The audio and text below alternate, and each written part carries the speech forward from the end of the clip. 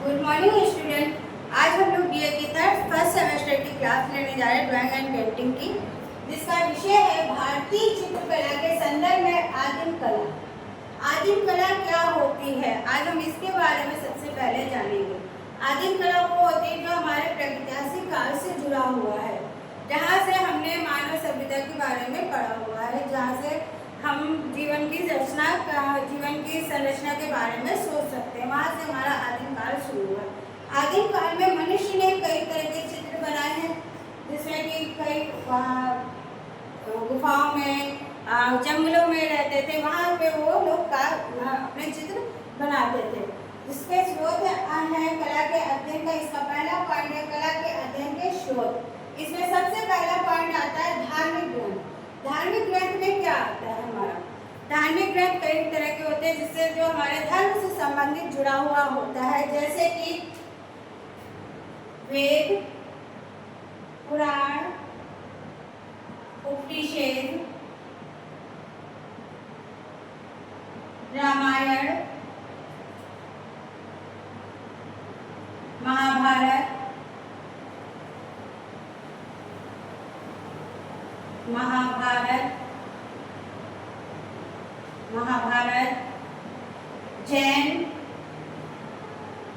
जैनियों की कला और बौद्ध धर्म,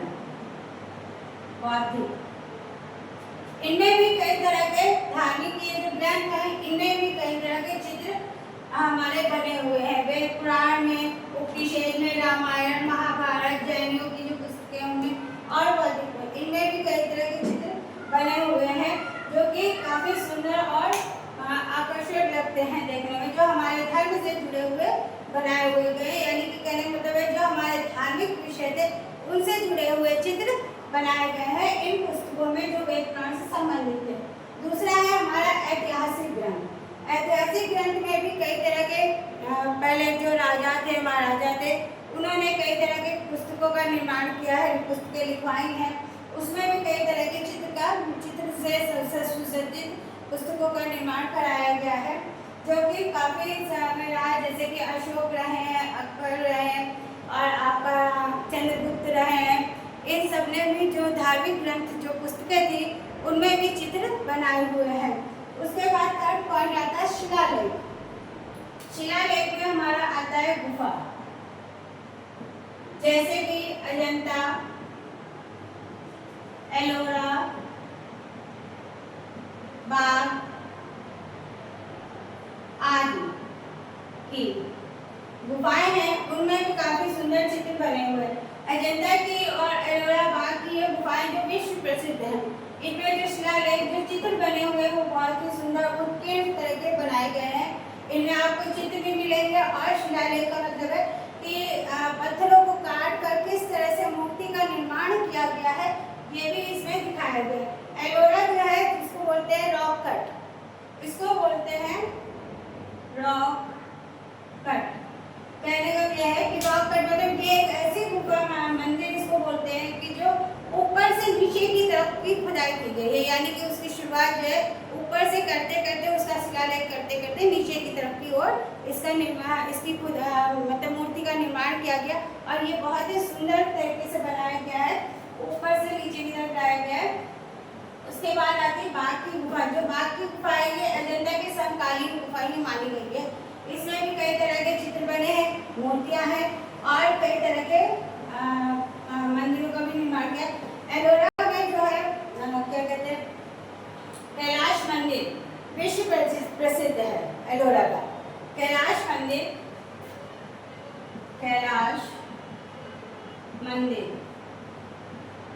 जो कि विश्व प्रसिद्ध है, विश्व प्रसिद्ध है। ये सबसे ज्यादा प्राचीन और सबसे ज्यादा उत्कीर्ण मंदिर है जो कि हमारे भारत में पाए जाते हैं। उसके बाद आता है हमारा मोहरे और मुद्राएं। मोहरे और मुद्राएं जो कि मोहनजोदड़ो से पाए गए हैं। मोहनजोदड़ो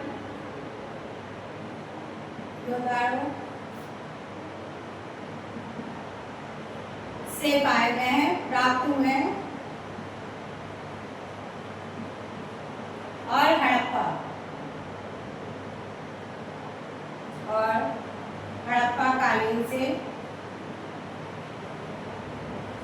से मिले हैं।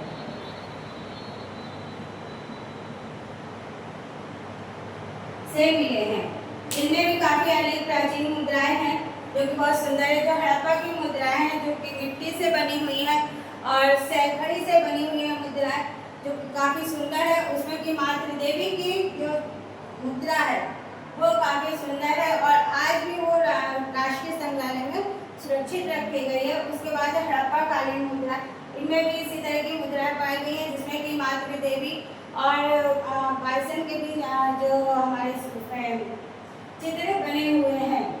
उसके बाद आता है प्राचीन खंडहर। प्राचीन खंडहर काफी पुराने हैं, जैसे कि हमारे प्राचीन मंदिर है या बहुत पुराने खंडहर है जहाँ पर बहुत सारे चित्र बने हुए हैं जिनका निर्माण आज काफी ऐसे खंडहर हैं, काफी ऐसी जगह है जो कि जंगलों में पाए जाते हैं, जो कि छुपे हुए पेड़ पौधों से छुपे हुए और उनको देखने के लिए भी हमें काफी प्रयास करना पड़ता है। उसमें भी काफी सुंदर हमारे चित्र प्राप्त हुए हैं क्योंकि हमारी भारतीय कला से उत्कीर्ण है और जो कि एक प्राचीन कला से संबंधित कला है। उसके बाद सेकंड पॉइंट आता है उत्तर पाषाण कालीन मूर्ति चित्रकला। इसमें 6 चित्र है जैसे कि बेलारी, हरिहरन, सिंघनपुर, मिर्जापुर और पंचमढ़ी। बेलारी की गुफाओं में भी काफी प्राचीन चित्र पाए गए हैं। इसमें भी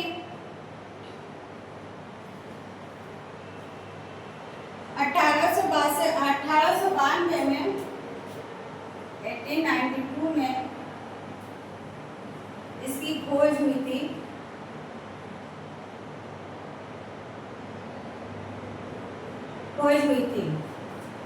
यहाँ पर भी हमारे प्राचीन चित्र पाए गए हैं जैसे कि हाथी, घोड़े, जंगली पशु पक्षियों के चित्र पाए गए हैं। उसके बाद हरिहर, यहाँ पर भी काफी पुराने चित्र पाए गए हैं। यहाँ पर भी लगभग इसी तरह के चित्र पाए गए हैं जैसे कि हाथी, घोड़े, प्राचीन जंगली हिरण, सुअर और जो जंगली हाथी होते हैं, शेर होते हैं, उनके चित्र मिले हुए हैं। उसके बाद आता है सिंघनपुर। सिंघनपुर में भी काफी इसी तरह के चित्र मिले हुए हैं। फिर हमारा है मिर्जापुर। मिर्जापुर जो कि हमारा उत्तर प्रदेश में है, उत्तर प्रदेश में है। यहाँ पर सबसे पहले प्रागैतिहासिक काल के चित्र मिले हुए हैं और ये काफी प्राचीन है। यहाँ पर काफी पशु पक्षियों के चित्र तो मिले हैं, साथ में पशु पक्षी, नर नारी आदि के चित्र प्राप्त हुए हैं। उसके बाद है पंचमढ़ी की गुफा। पंचमढ़ी की गुफा जो कि मध्य प्रदेश में है, और यह सबसे काफी प्राचीन गुफा है। यहाँ पर भी पशु पक्षी,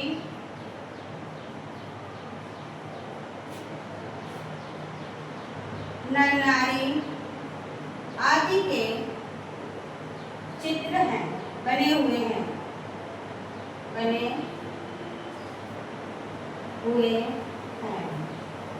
तो ये है हमारी भारतीय संस्कृति, जो भारतीय चित्रकला है, आदिम कला से जुड़ी हुई सभ्यता है। ये इन सब गुफाओं से हमें प्राप्त होती है।